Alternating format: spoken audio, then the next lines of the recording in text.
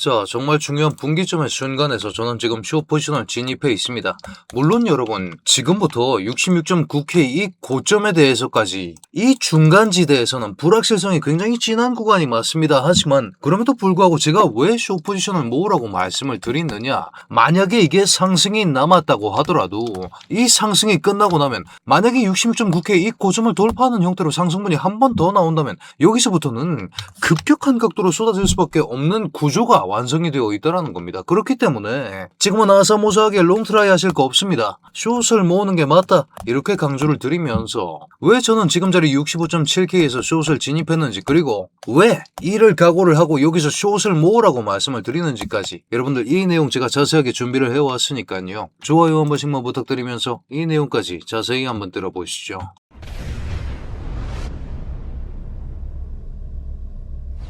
반갑습니다. 현명하게 매매하자 코인인사이트의 현우 트레이더 인사드립니다. 자, 여러분 제일 궁금하신 게 사실은 이거일 거 아닙니까? 롱이냐 숏이냐.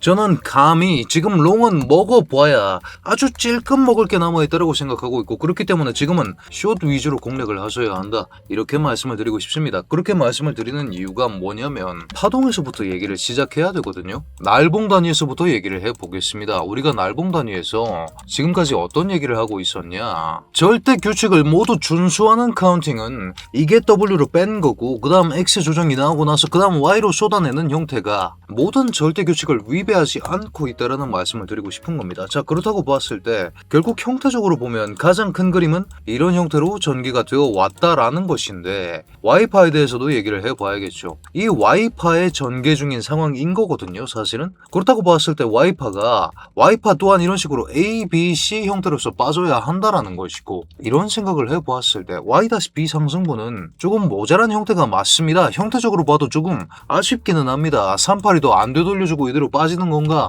싶은 생각은 듭니다만, 그럼에도 불구하고 제가 일부 영상에서 말씀드렸던 게 뭡니까? 657 넘겨주면 적극적으로 쇼트라이 들어가겠다라고 말씀을 드렸죠. 이 상승파에도 마찬가지로 절대 규칙이라는 엄격한 잣대를 들이밀어 봤을 때 상승분이 있어봐야 조금이고, 이대로 더 상승하면 오히려 더 급격한 수준의 하락이 나온다는 결론에 도달을 한 겁니다. 왜 이렇게 말씀을 드리고 있는 거냐? 여러분, 지금 결국 이게 Y-B파 상승이거든요. Y-B파 상승은 마찬가지로 세부적으로 쪼개 들어갔을 때 B파에 대해서 A, B, C라는 이런 식의 구성이 나와줘야 합니다. 자, 이런 생각을 머릿속에 넣어놨을 때 A파와 B파는 진짜 깔끔하게 나와줬거든요. 그림같이 나와줬습니다. 무슨 그림같이 나와줬습니까? A파는 5개의 상승 임펄스로 깔끔하게 나와주는 형태가 나왔다라는 거죠. 어떻게 나왔습니까? 첫 번째 파동이 이런 식으로 올라갔고, 두 번째 파동이 미달 플랫으로 완벽하게 나와줬으며, 세 번째 파동 그리고 네 번째 파동까지 정석대로 움직이는 형태가 나와줬습니다. 제가 말씀드리는 정석이라는 것은 첫 번째 파동을 기반으로 두 번째 파동에 대한 되돌림을 측정해 보았을 때 정확히 점호 구간을 밟아주고 382 구간까지만 빠지는 형태로서 미달 플랫이 전개되었다라는 사실 하나, 그리고 38을 기반으로 길이를 측정해 보았을 때 미달 플랫이 정확하게 1.13자리까지만 올라갔었다라는 사실 둘, 이 두 가지를 생각해 보면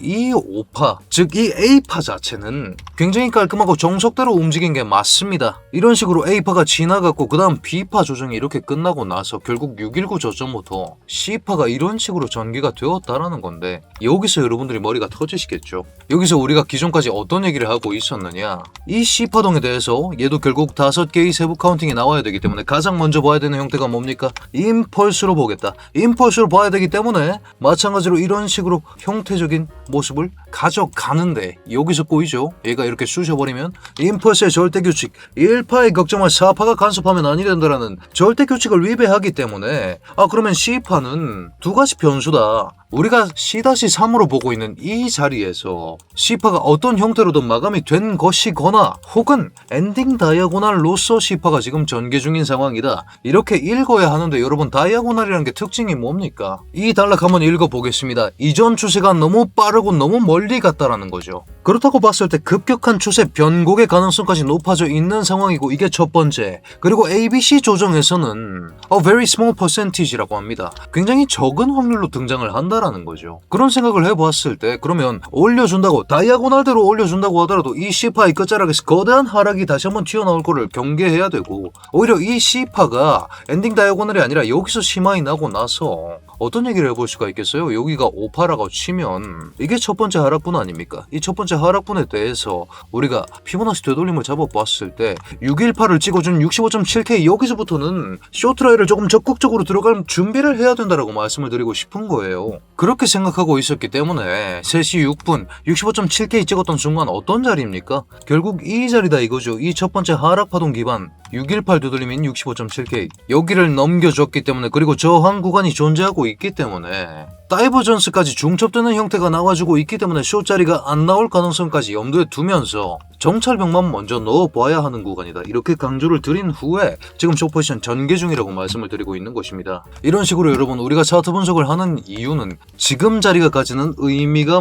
무엇인지 그리고 이 의미를 기반으로 어떤 확률을 기대할 수 있으며 내가 얻을 수 있는 건 뭐고 위험은 뭔지 여기에 대해서 철저하게 파악하면서 결국엔 비중 조절입니다. 여러분 어떤 자리에서 어떤 포지션을 설계할지에 대해서 저는 이런 식으로 브리핑을 드리고 있습니다. 여러분들께서도 이런 식의 내용들 실시간으로 확인할 수 있게 오픈해둔 제 텔레그램 그 입장 링크를 고정 댓글에 걸어두었습니다. 다만 여러분 진입 전에 아직까지 구독, 좋아요 눌러주지 않으셨다면 지금 한 번씩만 눌러주신 후에 입장해 주시길 부탁드리겠습니다. 자 여러분 매매는 서사가 있어야 됩니다. 명분이 있어야 된다는 겁니다. 저는 지금 시점을 66.9K에서 C파가 마감되었다고 간주했기 때문에 그 다음 첫 번째 하락분에 대한 이런 식의 1, 2, 3, 4, 5파 하락 임펄스를 대비하면서 여기서 숏을 설계한 겁니다. 두 가지 플랜이 있어야겠죠. 제가 두 가지 말씀드렸습니다. 66.9K에서 C파가 마감이 된 거냐 그게 아니면 엔딩 다이아고날로 한 파동이 남았느냐 이 두 가지라고 말씀을 드렸죠. 자 근데 제가 4일 전에 올려드렸던 영상에서 다이아고날에 대해서 구독자님께서 질문해 주신 적이 있었습니다. 저는 개인적으로 다이아고날을 속된 표현으로 좆대로 고날이라고 부릅니다. 그렇게 말씀을 드리는 이유가 뭐냐면 임펄스 절대규칙을 위배한 경우에 어떻게든 다이아고날이라는 변수를 추가하기 시작하면 끼워 맞추기가 된다는 거죠. 그렇기 때문에 저는 다이아고날을 굉장히 엄격하게 봅니다. 세부 카운팅상으로 오류가 있느냐 사실은 여기서 지금 세모인 상황이긴 합니다만 쐐기 형태가 확인이 되느냐 저는 여기에 대해서 부정적인 생각을 가지고 있고 그 쐐기형의 각 끝에서 반대 끝으로 세부파가 전개되고 있느냐 여기에 대해서도 전혀 아니라고 생각하고 있다는 거죠. 한번 해보시죠. 지금 다이아고날이 어떤 형태로 나오고 있습니까? 여러분 다이아고날은 기본적으로 어떤 형태를 가져가야 하냐면 C파를 우리가 다이아고날이라고 보겠다라고 했죠. 그러면 여기서 ABC가 끝나고 여기서부터 C파가 나오고 있는 건데 C파의 첫 번째 고점과 세 번째 고점을 기반으로 다이아고날의 저항선을 설계해야 됩니다. 이게 원류식 다이아고날입니다. 이렇게 저항선을 설계하고 두 번째 파동과 네 번째 파동의 저점을 기반으로 이런 식으로 또 저점 비각을 설계해야 됩니다. 자 그러면 우리가 여기서 어떤 얘기를 해야 되느냐 이 양끝으로 왔다 갔다 하면서 1, 2, 3, 4, 5가 나온다라는 얘기인데 저는 이게 택도 없는 얘기라고 생각을 한다라는 거죠. 이 3파가 말이 안 되지 않습니까? 이게 3개의 세부 파동으로 구성되었다는 그 가능성이 너무나도 낮아 보이기 때문에 저는 지금 자리에서 숏을 들어갈 수밖에 없었다. 다만 이 가능성까지 열려는 있기 때문에 다만 열려있다고 하더라도 여기서 급격한 수준의 고각 낙하가 나올 수밖에 없는 환경이 다이아고날 엔딩이기 때문에 지금 자리에서 숏을 비중 조절하면서 모아나가셔야 된다 이렇게 강조를 드리고 있는 것이에요. 1시간 봉도 보겠습니다. 이게 하락해야 되는 자리에서 거래량이 동반되지 않고 기존 숏 스퀴즈만 내면서 올라가고 있으면 가장 큰 문제가 뭐냐 가장 눈에 띄는 게 뭐냐 RSI가 지 멋대로 지 혼자 날아가기 시작한다라는 겁니다. 왜냐면 충분한 양의 거래량이 동반되지 않은 상태에서 가격만 튀기 때문입니다. 이걸 받쳐주는 이 가격을 지지해주는 그 매물대 자체가 굉장히 연약하다라는 것이고 이런 증거를 확인해 보았을 때 이렇게 다이버전스까지 확정되기 직전인 지금 정찰병 정도 던져보면서 지금은 이든 저든 숏을 모아야 되는 게 맞다. 지금 우리 앞에 남아있는 변수는 두 가지뿐이다. 여기서 66.9K에서 못생긴 형태로서 C파가 마감을 쳤거나 그게 아니면 C파가 엔딩 다이아고날로 가는데 C파가 무슨 말도 안 되는 엔딩 다이아고날 형태로서 이렇게 지금 뻗고 있다라고 얘기를 할 수밖에 없다라는 거죠. 여기 상단까지 이렇게 지르면서 68.3K까지 올라간다라는 얘기인데 이러고 나서 와장창 쏟는다라는 겁니다. 적어도 어디까지? 적어도 1파의 극점까지 여기까지 원웨이로 이렇게 쭉 뺀다는 거예요. 엔딩 다이아고날이 맞다라고 하면 그러면 지금 가능성이 있는 플랜이 두 가지밖에 없다면 여기에 맞춰서 우리는 어떻게 대응을 해야겠습니까?